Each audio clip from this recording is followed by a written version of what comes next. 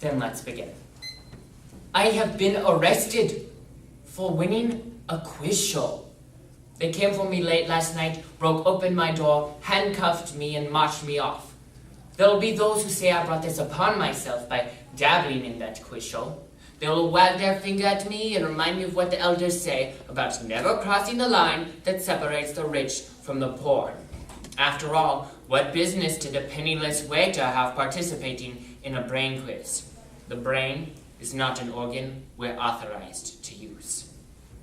The novel Slumdog Millionaire by Vikas Swaroop is a heartbreaking story of crushing poverty, abuse, and human trafficking, told through the lens of a game show. Though not set in a Christian culture or even written by a Christian author, it has a great analogy of the verse that is Romans 8:28, which says, "For all things work together for good for those who love God and are called according to his purpose." What if you were asked $1 million questions based off of your life experiences? Would that be pure luck or a sovereign God looking out for you? Slumdog Millionaire, originally published as Q&A by Vikas Swaroop.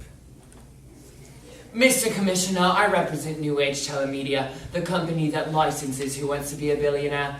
This is Ron Muhammad Thomas. He participated in our 15th episode and answered all questions correctly to win $1 billion rupees. But you see, Mr. Commissioner, New Age Telemedia is not in a position to pay $1 billion rupees right now. We need you to prove Thomas cheated on the show. Any idea how? That's what beats us. I've got you 2 copies of your show's DVD footage. Our experts have gone over it with a microscope, but so far we've found zilch. We need you to prove Thomas cheated on the show. Just think, he's never been to school. He's never even read a newspaper. The only way he could have answered those questions is by cheating. If you permit me, sir, I can get this name of his accomplices out in no time. There won't be a mark on the boy's body, but by the time I'm done with him, he'll be ready to confess to the murder of Mahatma Gandhi. You still won't tell me what trick you sued on the show! Who told you the answers? Tell me, and this torture will end. Sign the confession statement. What you are doing is completely illegal and unacceptable under Article 22 of the Constitution. Who are you bursting in like this, woman? Can't you see I'm busy? I am Mr. Ram Muhammad Thomas's lawyer. What you are doing is completely unacceptable.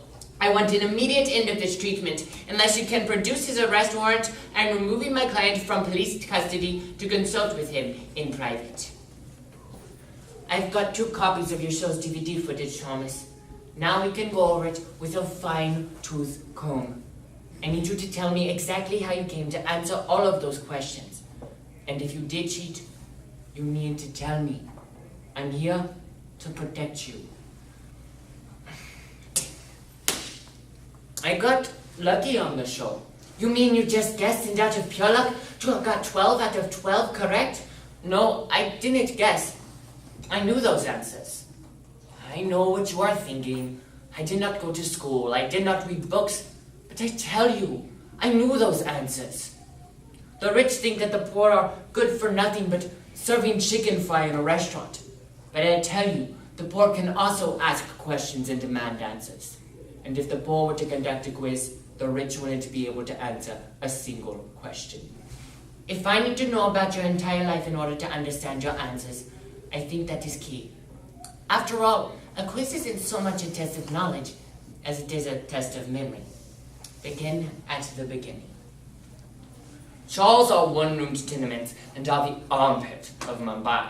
In a chawl, the walls are very thin. If you put your ear against it and concentrate hard enough, or even better, an inverted glass, you can hear everything. At night, I hear my neighbor Shantaram speaking to his daughter. Here, Gadia, look through the eyepiece. I've adjusted the telescope now. See that bright object in the middle? That is Mars. Listening, I'm filled with a strange longing. I wish I too had a father who would teach me about the planets and the stars. The next night, I'm alerted to a totally new sound. Meow! Papa, look! I've got a kitten! Isn't he lovely? My friend gave him to me from her new cat's litter. Can I keep him? I'm not in favor of any pets, Gadia. There's barely any room in this house for humans. Okay, Gadia. You can keep him. But what will you call him? Thanks, Papa. I was thinking I'd call him Tommy. Oh, no. This cat is going to live in an astronomer's family. Therefore, he can only be named after one of the planets. He is the smallest in our family, so he can only be called Pluto. Perhaps Shantaram isn't so bad after all, but I learn appearances can be very deceptive. The next night, Shantaram comes home completely drunk. He staggers with his steps, and his breath stinks of whiskey. Soon enough, when Shantaram gets home, we don't need any listening devices. He hurls abuses at the top of his lungs. You are the ones who have brought me down in life! I hate you! Why don't you die? He begins to throw things and even tries to molest Gadia.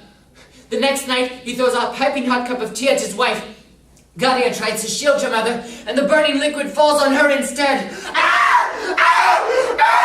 Shantaram is so drunk, he doesn't even realize what he has done. I rush to go get a taxi for Mrs. Shantaram to take her daughter to the hospital. Do me a favor, Thomas. Look after Pluto till I return.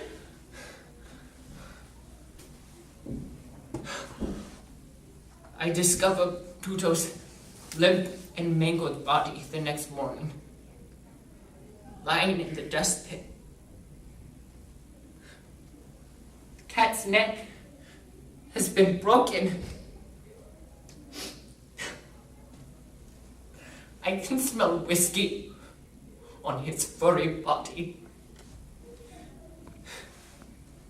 Shantaram tells his wife that Pluto has run away, but I know the truth.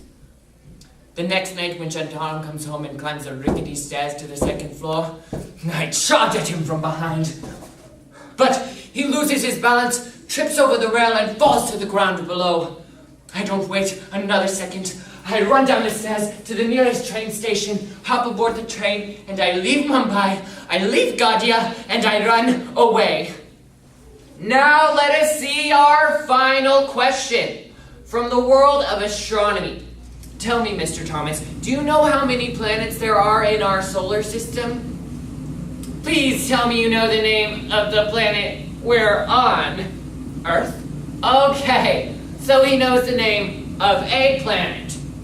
For 1 billion rupees, the largest prize on our planet, which is the smallest planet in our solar system?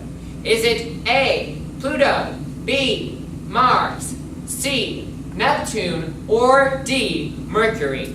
I would like to use a lifeboat. Okay, we will take away 2 incorrect answers, leaving 1 correct answer and 1 incorrect answer. Your chances are now 50-50. It is either A, Pluto, or C, Neptune. Heads, my answer will be A. Tails, my answer will be C. Ding. My answer is A. Are you absolutely 100% sure? It is A. You have made history by winning the world's biggest jackpot. Ladies and gentlemen, please give a warm round of applause for the greatest winner of all time, Mr. Ram Mohammed Thomas. Now I know how you have won 1 billion rupees. The lifeboat and coin toss at the end were just for show, weren't they? You already knew the answer was A. You have told me all your answers, and I think it is only fair that you should know mine. I am Gadia, the girl you helped in the jar. Don't feel remorse that you pushed my father to his death. He nearly broke a leg, but that one act, it set his brain right. He never bothered me after that. I owe everything to you. For years I tried to find you, but you had run away. Then I saw you last night on the television, and I saw you'd been arrested, so I came running to the police station. Just think of this as a small repayment of the large debt that I owe you. You have a lawyer and a friend. But can I ask you one more thing?